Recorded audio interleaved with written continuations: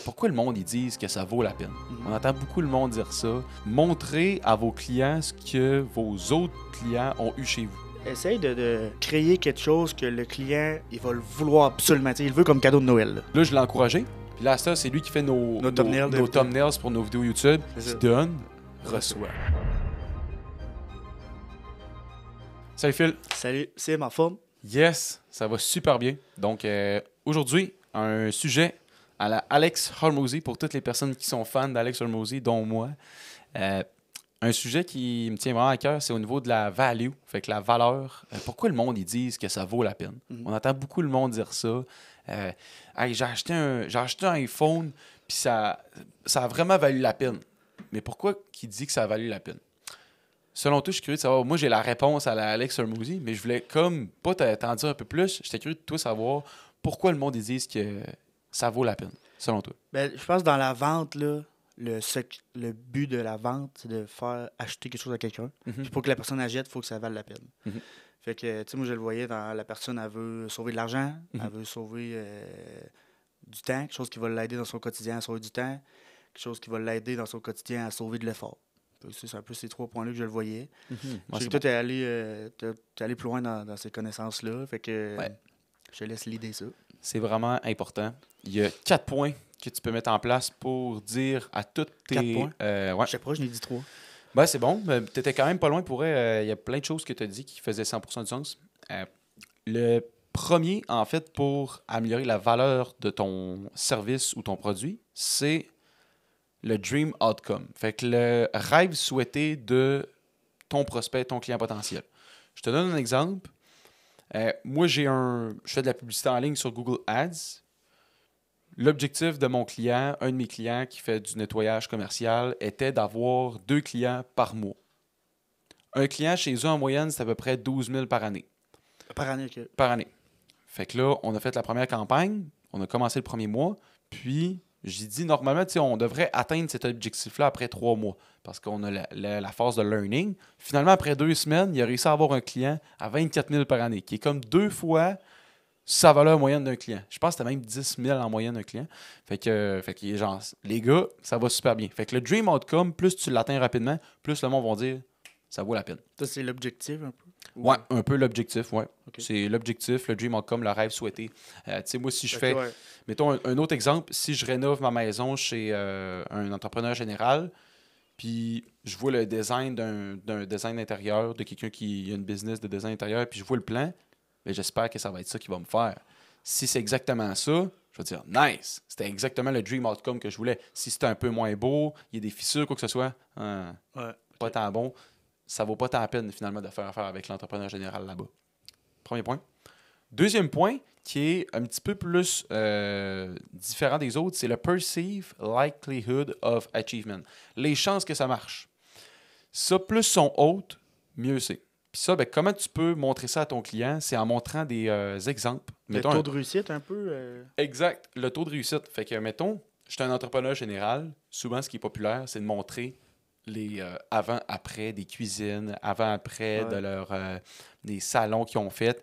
Ça montre les chances que, exactement, je veux ça. T'sais, si mon salon, hey, cool, t'es capable de faire ça avec une pièce complètement laite au début, ok, cool. Il doit y avoir des bonnes chances que je vais atteindre mon dream outcome. Ouais. Ma pièce pas si laite, elle va devenir belle. Ouais, c'est ça. Donc, perceived likelihood of achievement. Fait que dans mon côté, si je montre les sites web que j'ai réalisés, c'est ça. puis le prospect trouve ça intéressant, il dit OK, ils sont vraiment beaux ces sites web-là. OK, il y a des bonnes chances qu'ils me fassent un site web qui est beau. Ça, nous, le gros de nos publications, c'est ça, c'est de faire les chantiers, de montrer les chantiers qu'on a fait. Puis, c'est un peu ça aussi, le client, il va dire crime, regarde qu'est-ce qu'il a fait, Moutou, je veux ça. Ouais. Des fois, ça va. Comme tu parlais aussi la dernière fois, les chantiers de la boussole, mon frère t'a envoyé un visuel comme pour le fun. Ouais. J'en veux un tout de suite. Ouais, c'est ça. Exemple, ça peut créer un besoin chez le client aussi. Ouais, c'est vrai. Genre, je vois ça, puis je suis comme. Tu sais, il y a des bonnes chances que. Des bonnes chances, je l'aime. Tu sais, je le vois en photo. Puis, c'est comme. Un des trucs que toi, tu mets en place pour améliorer ton perceived likelihood of achievement, c'est que tu envoies un croquis visuel. Un visuel. Ouais. Le visuel, tu sais, c'est pas en vrai le chandail, mais au moins je me dis, OK, il y a des bonnes chances qu'il. Si je l'aime pas, OK, tu peux changer de couleur bleu pâle pour plus bleu foncé. Oui, on va le changer. OK, il y a plus de chances que ça fitte ce que je fais. Ouais. Puis en immobilier aussi, sûrement que vous voyez des posts sur Facebook, là, les courtiers, on aime ça mettre les vendus, les achats qu'on a faits. C'est vraiment beaucoup de ça. Donc, n'hésitez pas là, à vraiment réfléchir sur montrer à vos clients ce que vos autres clients ont eu chez vous. Ça, c'est vraiment quelque chose, puis qui sont satisfaits, qui ont eu leur dream outcome. Si tu as la chance d'avoir le début après, parce que souvent on peut juste montrer l'après, peut-être. Si tu as la chance d'avoir le début après, essaie de prendre les deux pour que la personne fasse l'équation que c'est parti de là, puis c'est rendu là. Ouais, c'est ça. Wow, vraiment l'expérience du début à la fin. Ça, c'est cool. Fait que ces deux barèmes-là, c'est une équation, en fait. Là. Fait que tu as le dream outcome, tu as le perceived likelihood of achievement. Ces deux-là, il faut que ce soit le plus élevé possible. Plus tu as des chances de réussir, plus le dream outcome va être haut, mieux c'est. Les deux en dessous, c'est le time delay. Le time delay, fait que si moi je fais un site web et le client il le vend en 2 mois, ben plus ça va prendre du temps, plus il va dire ça vaut pas tant la peine finalement de faire affaire avec SL Media. Donc, avant, ce que je faisais comme erreur, c'est que je disais au client ça va être fait en 2 mois ou en 3 mois. Mais j'avais pas assez de background là-dedans. Je savais pas que ça allait prendre plus de temps que ça au final. Donc, le client, des fois, était moins satisfait. Là, ça, ce que je dis au client, écoute, le barème du temps, moi, je peux pas tant le contrôler parce que si j'ai besoin d'informations puis tu me réponds à chaque 3 semaines, je vais être un petit peu limité. Puis c'est comme un peu la même chose chez vous. Si quelqu'un veut une merch, moi, je veux un t-shirt comme ça exactement, mais mon logo, ça va prendre 15 jours avant de te l'envoyer, puis je voulais le t-shirt dans 16 jours, ça va être compliqué, on s'entend. Donc, time delay, essaie de mettre ça au plus bas possible. C'est surtout de mettre les expectations du client, les intentions, les attentes le plus bas possible. Ouais. Pas trop élevé. Les deux premiers que tu as expliqués plus haut, puis là, time delay, il faut essayer de. Toi, tu as date limite là. Ouais. Faut minimum que tu le respectes ou en bas. T'sais. Ouais, c'est ça. Dans le fond, c'est que dans ton time delay, moi, l'objectif, c'est de mettre les attentes les moins élevées avec les clients. Puis, essayer aussi de travailler sur ton équipe. OK, comment on peut être plus rapide? Plus tu es rapide, plus tu vaux la peine. Le dernier, c'est effort and sacrifice. Si on fait un site web pour un client, le client, il va-tu avoir besoin de travailler sur le site web ou justement, y a-tu besoin de faire des rencontres à chaque semaine? Y a-tu besoin de fournir les textes? Tout dépendamment, ce qu'il veut donner, ben, il a besoin d'avoir plus d'efforts pour atteindre son dream outcome. Okay. Fait que ça, il y a possibilité de jouer avec ça, d'aller voir avec le client. Ça, c'est encore de mettre les bonnes attentes au début. OK, est-ce que tu veux nous fournir les textes? Le client il dit écoute, j'ai pas le temps. OK, parfait. Fait qu'il faut que ça soit à l'interne, mais ça va coûter un petit peu plus cher. OK, après ça, pour ton site web, on peut te fournir une formation. Tu as-tu le temps? Ah non, moi, je veux que tu gères ça au complet, j'ai pas le temps. Je ne vais pas mettre d'efforts, je ne vais pas faire de sacrifices.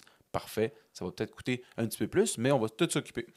Mais le client va dire ça vaut la peine. Ah ouais. OK, mais c'est le fun que tu rapportes tout le temps que ça vaut la peine. Parce que, comme tu dis, la personne, elle veut. C'est un sentiment. Hein?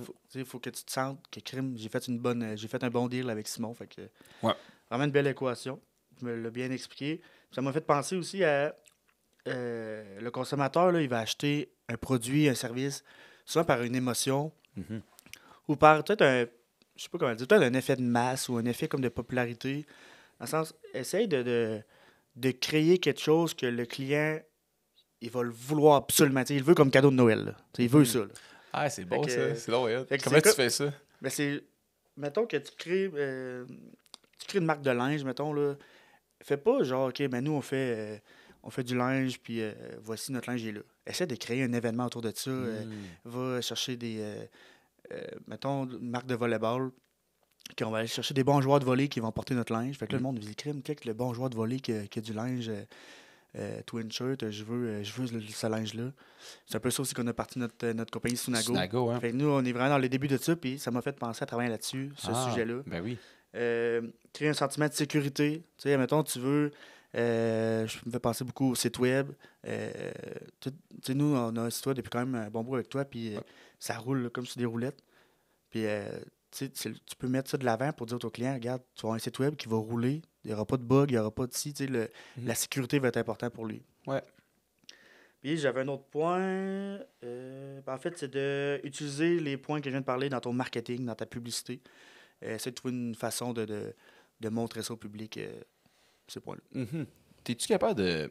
Parce que souvent, il y a du monde qui dit justement à l'offre du Black Friday, as-tu des promotions justement pour inciter le monde à ce que le monde ils dise hey, ça vaut la peine d'acheter à ce moment-là parce qu'il y a cette promotion-là. Ouais, mais nous, en immobilier, non, j'ai pas pensé à ça. Pour Twinshirt, on y a pensé. On était peut-être pas assez d'avance, fait qu'on a décidé de mettre ça de côté. Puis honnêtement, j'envoyais Black Friday, là, chaque story que j'ai vu dans ma journée, c'était juste ça. Puis je me suis dit, de où tu vas te démarquer en faisant une autre story comme toutes les autres? Fait qu'on n'en a pas fait. Puis je pense qu'on va tout mettre ça l'année prochaine, faire de quoi de vraiment différent. Parce que je pense que c'est rendu comme un peu une mode. Ouais. Puis de faire quelque chose de différent. Tu as pensé, il reste de la place dans ton Black Friday, toi? Hey, c'est bon. Moi, justement, je voulais faire différent parce que je me suis dit, crime, c'est vraiment cool, hein? Il y a beaucoup de monde qui font une promotion pour le Black Friday pour faire plus d'argent. Moi, je me suis dit, non, j'en profiter pour donner plus. Fait que là, j'ai fait ça, c'est un conseil pour, mettons, il y a le lendemain de Noël, là, c'est quoi déjà le nom? Boxing Day? Le Boxing Day, ouais, c'est ça. Mais pour l'offre du Boxing Day, peut-être qu'il va être trop tard au moment de la publication de cet épisode-là, mais c'est pas grave, vous pouvez le refaire l'année prochaine. Ce que vous pouvez faire, c'est penser vraiment différemment. Au lieu de vendre quelque chose, donnez votre aimant client. Moi, mon aimant client, c'est une analyse complète c'est gros, hein? de ton marketing. Mais là, c'est vraiment plus. Là. Avant, c'est genre, tu sais, souvent, je fais le site web ou le Google Ads. Fait que je l'analyse de une chose parce que la personne t'a intéressé à ce service-là. Mais là, c'est vraiment 360. Fait que je vois l'offre. Qu'est-ce que tu vends en ce moment? OK, comment qu'on peut faire pour que ton offre soit plus wow?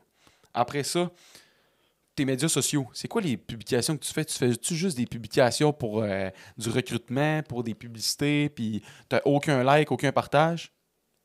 Ouais. On va analyser ça. Après ça, tu fais-tu des publicités? Si tu en fais, on analyse tout, 0$. Puis après ça, ton site web. On va te donner notre top 5 des meilleures optimisations. Qu'on travaille ensemble ou non, il faut que tu fasses ça. Ouais. Fait que là, le monde, s'ils ont tout ça gratuitement, ils vont dire quoi? Ils vont dire, ça vaut la peine. Ben, c'est ça, c'est ça Ça que vaut la j'allais dire. peine. Après ça on a besoin d'un site web. Mais ça vaut la peine de faire affaire avec Sim. Il est tellement ça couche. Ben, c'est qu'il dit, ils ont tous eu ces conseils-là gratuits. Ils peuvent le faire par eux-mêmes, tant mieux. Ils vont être contents, ils vont dire merci Sim. Probablement qu'ils vont peut-être me référer un client, puis sinon, tant pis, s'ils m'en réfèrent pas, c'est pas pire, j'ai eu une belle discussion avec eux. Mais ils se disent, j'ai eu tellement de la valeur avec 0$, j'imagine pas si je donne 5 000, 10 000, qu'est-ce qu'il peut me donner?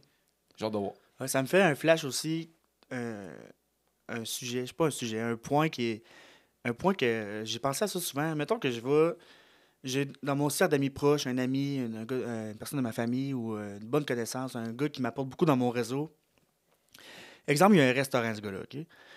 Puis je pourrais-tu aller à ton resto ce midi? Tu pourrais-tu me donner un dîner?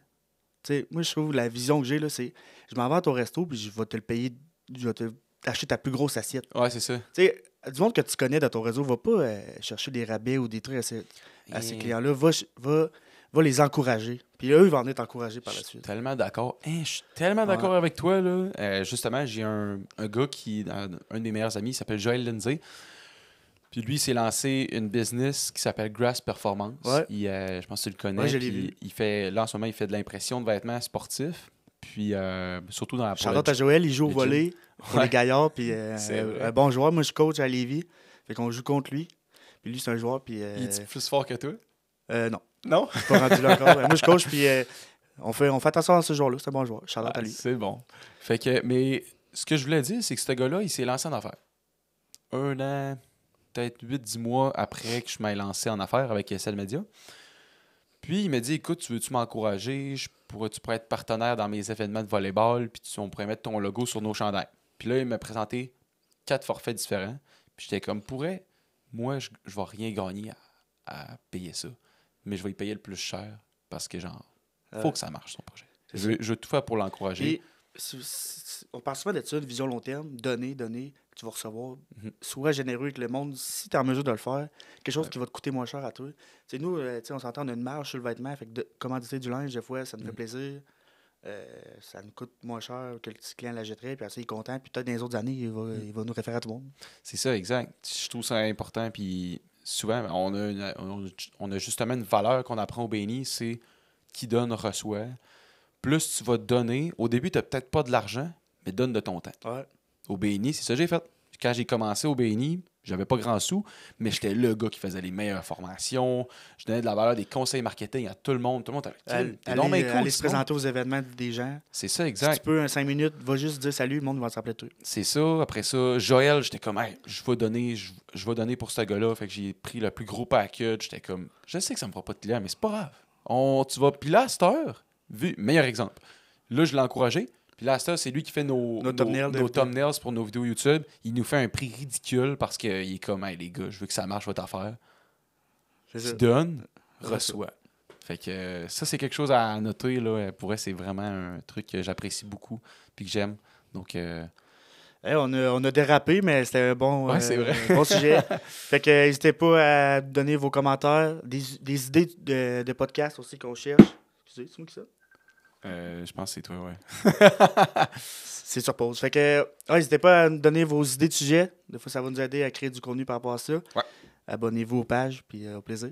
Ouais, laissez un petit commentaire pour dire, vous, comment que le monde dise, pourquoi le monde ils disent que ça vaut la peine, ou qu'est-ce que ça vous a fait allumer. Un petit conseil dans les commentaires, ça pourrait être cool. Donc, merci Phil. Bien sûr.